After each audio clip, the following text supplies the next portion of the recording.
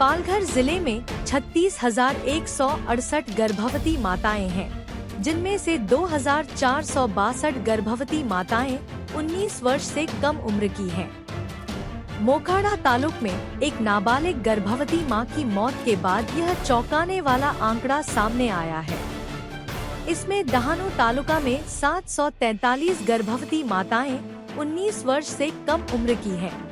उनके नीचे जवाहर तलासरी और विक्रमगढ़ तालुका में नाबालिग माताओं की संख्या अधिक है। इससे स्पष्ट है कि पालघर जिले में बाल विवाह की दर अधिक है और इन बाल विवाहों के कारण बाल मृत्यु, मातृ मृत्यु और कुपोषण के आंकड़े भी अधिक हैं। इन आंकड़ों से एक बार फिर यह बात सामने आई है कि पालघर जिले में बाल विवाह रोकने में जिला प्रशासन नाकाम साबित हो रहा है। नुकतीच झालेल्या मोखाडा तालुक्यात 16 वर्षीखालील एका मातेचा मृत्यू झाला आणि संपूर्ण जिल्हा हिलावून गेला।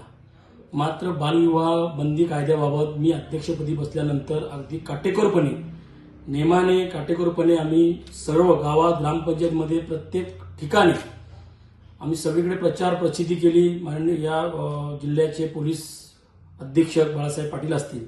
मात्र याबाबतीत थोडंसं कडक पाऊल याबाबतीत असं उचलायला लागेल की पत्रिका छापणारे असतील, लग्नपत्रिका छापणारे असतील, लग्न लावणारे असतील, जे कोणी असतील त्या सगळ्यांवर त्यांच्यावर कुठले तरी नियम लादून दिले पाहिजे।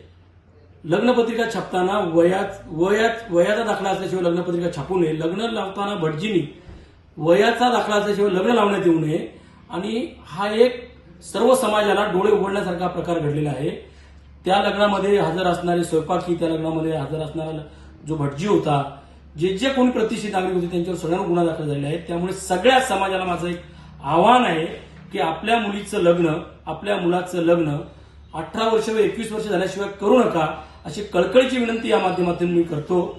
अशा प्रकारचे गुन्हे वारंवार जर घडत असतील तर स्थानिक सरपंच आणि सगळ्यात महत्त्वाची गोष्ट जिल्हा अधिकाऱ्यांनी आणि पोलीस अधीक्षकांनी हा कायदा कठोरपणे याची अंमलबजावणी करण्यात यावी, अशा प्रकारची मी मागणी करतो।